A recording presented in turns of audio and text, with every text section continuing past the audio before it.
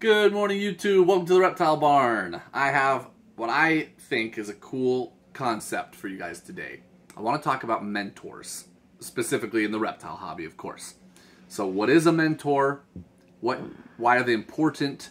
And how do you find one? Okay? So I would consider a mentor someone who is an expert in whatever you're trying to get mentored in and who is happy to share their expertise with you. That's crucial, right? There's a lot of wildly successful, competent, intelligent people out there who are even friendly, but they might not have the time or the communication skills or whatever it might be to share that knowledge, right? So a mentor needs to be someone who is highly expert and will share that expertise with you. Why are they important? There is a lot of ways to find knowledge out in the world, right? Of course, it would be great if you could just go get a degree in every single thing you ever want to learn about, but that's impossible, right? It would also be great if you could trust everything you ever read. You know, a book, article, obviously the internet, but that is also not possible. We can't go do our own, scientific research on every topic we ever want to know about. So what I have found in the reptile world, especially, is that it's extremely helpful once I find someone that I truly trust. I trust their knowledge. I trust their heart is in the right place, that they are sharing with me out of just genuine appreciation for spreading knowledge, right? And bettering the lives of the reptiles and the keepers. Once I find someone like that, usually specific to a species or a group of species that are similar, it is just a weight off my chest, because if I have an issue, I can go to them and be like, hey, I could watch 10,000 YouTube videos, and I'm willing to do that. I'm not just trying to use you as an escape from learning on my own, but I have an issue right now, and I'm afraid I'm getting bad information or conflicting information on the internet. You go on a forum, you go on Facebook, and 17 people are yelling at you, but all of them are yelling different things, and you're like, look, I'm honestly willing to listen, but you're telling me polar opposites of what I should do here. What do I trust? That's what a mentor is for. Someone that you have experienced enough of their content, hopefully, but at least like talking with them, seeing their animals or seeing pictures, whatever it is that caused you to trust them. And now you can go to them and be like, I'm ignoring the Facebook crowd, I'm ignoring the forums, because this is my mentor, right? Let me give you a list of examples real quick. For Eastern Indigos, I go to Vic Herrick. The end. I don't even look elsewhere anymore. He is so good and has been for so long, and he's so willing to talk to me. Why would I go anywhere else? He loves sharing his information about indigos and Drymarchon, the whole genus. Why would I go somewhere else? He knows so much. I'm probably not going to find information on the internet somewhere that he doesn't already know. He's reading the scientific papers. He's not just reading, Reptile Magazine. He's reading like releases from professors and studies and really intricate science-y stuff, right? He knows his stuff on indigos, and he loves telling me about it.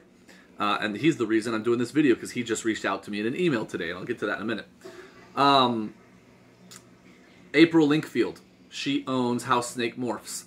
She used to live in Alaska, which is how I knew about her. She was a breeder up here when we were getting started, and she clearly knew what she was doing, had a lot of success, helped us with the business side of things a lot, helped us with getting started in how to breed ball pythons successfully. She was local, happy to share information. She lives in Florida now. Look up House Snake Morphs. Awesome, awesome animals. But hugely influential for us, because we were nervous at the beginning. I'm talking the beginning, before we'd even bought any reptiles. It was so relieving to have someone who was like, don't worry, I can walk you through any issues that come up. I will help. That was awesome. Brandon Van Asten, cold blood, or a Canadian cold blood.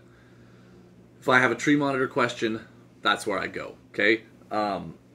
just, again, I've never met him in person. He doesn't really have a huge social media presence. I guess on YouTube. He does a lot of posts and shares a lot of information and animals on like Instagram and Facebook, but not the videos, where you're hearing him talking and sharing the knowledge.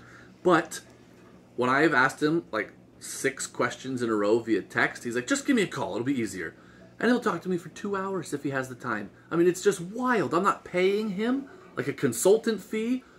He has no indication that I'm like about to buy an animal. He's just happy to help. And man, does that help me, right?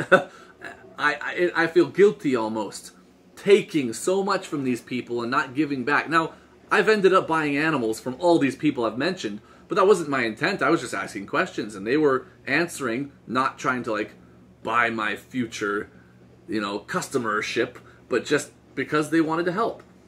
That's a mentor. I could go on. There's a lot more people, but these are people that are usually specialists. They're not breeding 90 species, although that doesn't mean those people can't be expert, of course, but I tend to trust those specialists faster, and that's why they become mentors to me, right? And they tend to be good communicators that like to educate, they like to share, and they tend to be people that feel very responsible for the animals that they produce. They do not want to send these new lives out into the world into hands that don't know how to take care of them. So they are always looking to share their knowledge because they want their animals they produced and the people purchasing them to all have the most positive experience they possibly can, right? So that's what you're looking for in a mentor. It can be difficult at first. You can find someone who presents themselves as so confident in their keeping skills, and you start asking them questions and they're sharing with you, but eventually you just feel like, man, I'm not sure this is all spot on. This just doesn't jibe with what I'm experiencing with this animal, or there seems to be a massive consensus that doesn't agree with this person, or whatever the case may be. You kind of will find out, just like in anything else, it's not just the reptile world, how you gain trust in somebody is personal to you, but you need to trust your mentors, right? And I don't think that there's an official, like, yes, sensei, it's not that kind of mentorship necessarily, but someone that you've asked many, many questions to, and they've answered in a way that is helpful, and you've just trusted them more and more, right? So,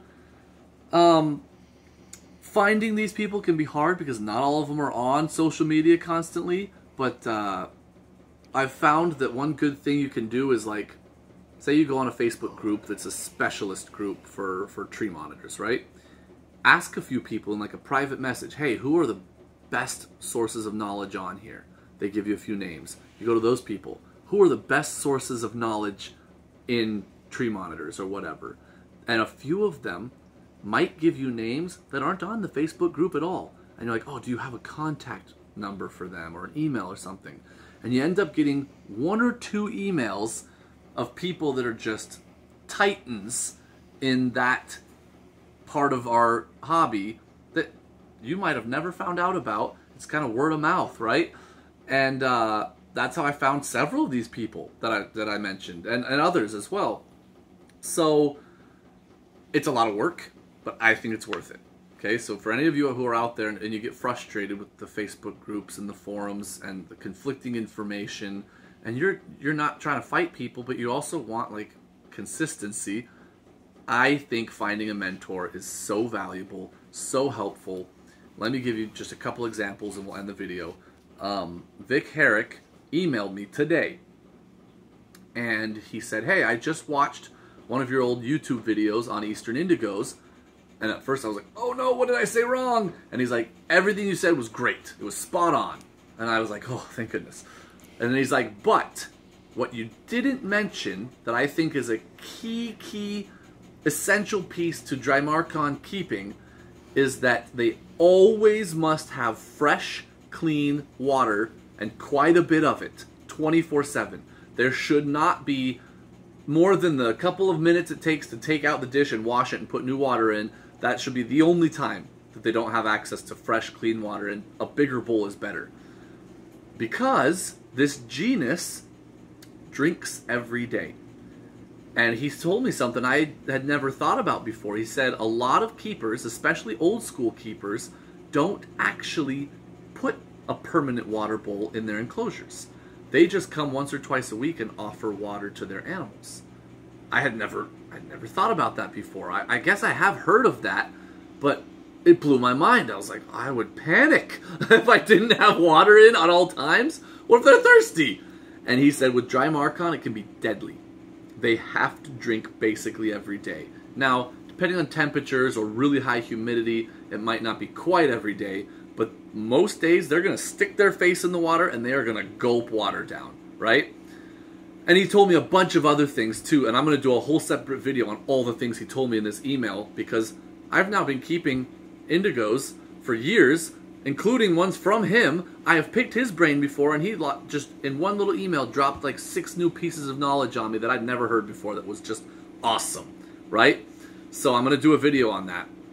But for now, I just want you to kind of understand what just happened here. This guy who has not got a YouTube channel, he's not really on Facebook or Instagram hardly ever. He doesn't hardly post his animals for sale anymore because he just has kind of this word of mouth has spread and people know who he is and they're always trying to get his animals. He reached out to me and shared knowledge with me that I didn't even ask for, just to be helpful. That is a perfect example of what a mentor does for you, right? So anyways, that's where I wanted to leave this. I hope this was helpful. I am too much of a noob to really be a mentor, but I have gained so much from the people I consider mentors. I hope to be at their level someday, and I hope that I'm willing enough to share like they are, because it has smoothed so many rough patches for us in our journey towards becoming reptile breeders. So anyway, I hope this was awesome and helpful for you guys, and until next time, we're the Reptile Barn.